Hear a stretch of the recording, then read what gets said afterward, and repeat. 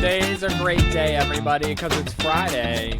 But more importantly, more news about the new college football 25 game dropped. EA Sports College Football 25 is dropping in July. If you don't know, I'm excited about that. Details about gameplay released today. Actual gameplay footage released today. It looks sick. It looks awesome. I cannot wait to play. I am pre-ordering tomorrow. That is Saturday, June 1st, where we will be just 6 weeks away from the gameplay. I'm so excited. We've been waiting a long time for this one, college football fans. 11 whole years for this. I'm also deep diving currently into the Big Ten with everything you need to know about each team. Well, I'm going to do another podcast next week, come hell or high water. I need to finish the Big Ten and move on from there. So I will spend a weekend. I just need to sit down and kind of do it. I have 1, 2, 3, 4, 5. That would normally have been, almost halfway done. Big Ten, 5 teams, right? However, they had 14, so I'd be like 9 left. Now they have 18 teams. I'm not even like a quarter of the way done. Or third. I can't even do math. It's Friday. The NBA finals are all set, so let's just jump right in. Like I said, NBA finals are all set, and it was in convincing fashion. The Dallas Mavericks went on the road and just hammered the Minnesota Timberwolves. They got 36 apiece from both Luka Doncic and Kyrie Irving. Luka finished with 36 and 10. Kyrie finished with 36, 4 and 5. 4 or 5 starters scored in double figures. It was a rout from the very beginning. It was 35-19 after 1.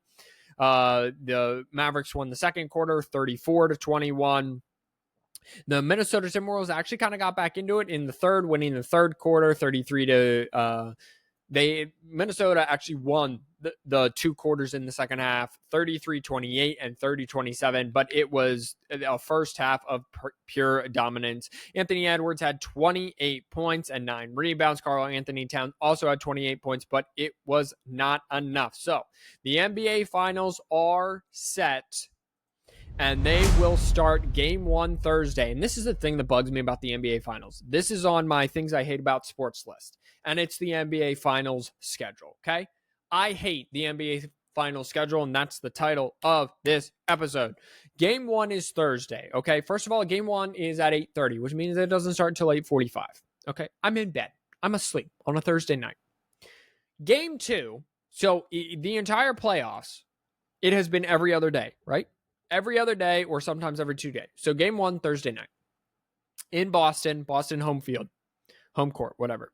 Game 2 isn't until Sunday night. And then game 3 isn't until Wednesday. And then it goes every other. Then game 4 would be Friday, June 14th. And then they have 2 more days off, because that's what we do, because then game 5 would be the Monday, game 6 would be that Thursday, and the final game 7, if necessary, would be Sunday, June 23rd. They're just dragging it out. Start it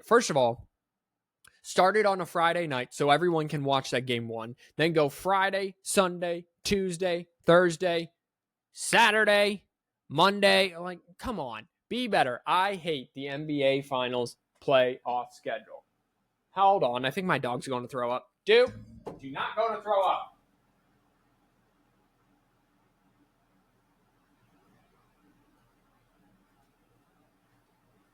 Don't be throwing up in random places. I'm leaving that in. I'm leaving that in the sports report. Yeah, don't just throw up randomly. Number 1, it's weird. Number 2, then I have to clean it up.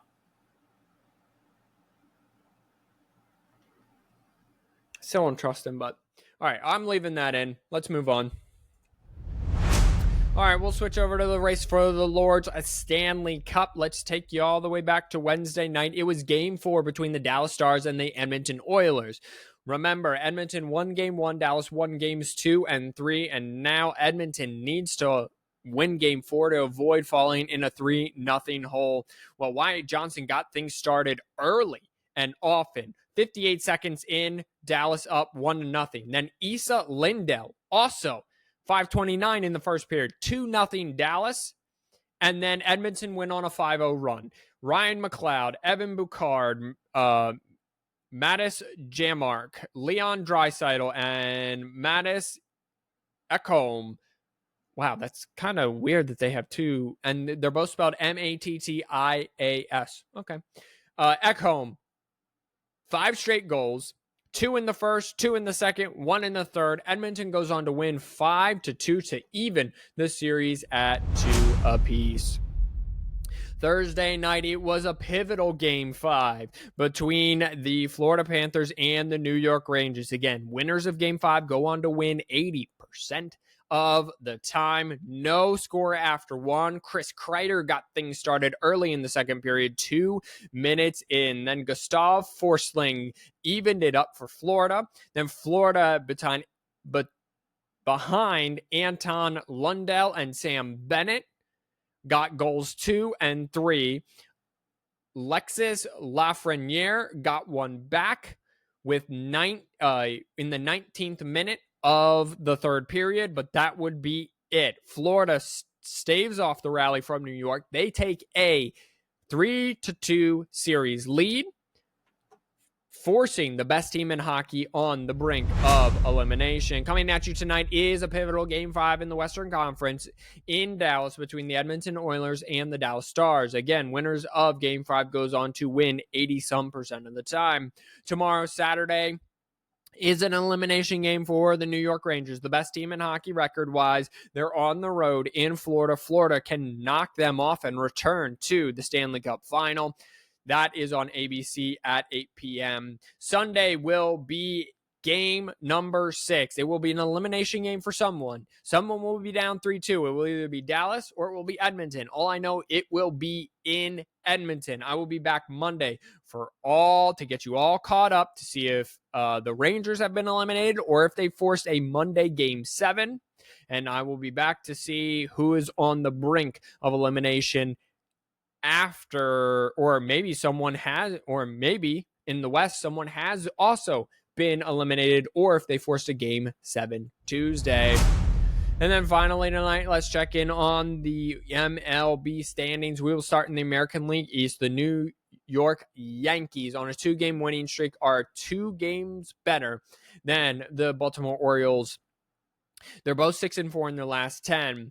The Yankees are 10.5 games ahead of both the Red Sox and the Tampa Bay Rays. Both are 1 game below 500 at 28 and 29. Toronto Blue Jays are 11.5 back at 26 and 29. If we go to the Central, the Cleveland Guardians are 3 games better than the Kansas City Royals, 6 games better than the Minnesota Twins, 9 games better than the Detroit Tigers, and 22 games better than the 15-42 Chicago White Sox, who are on an 8-game winning streak, 1-9 in the last 10, and I don't think they won a game since last week when I checked in with them, because I also think they had 15 wins at that time.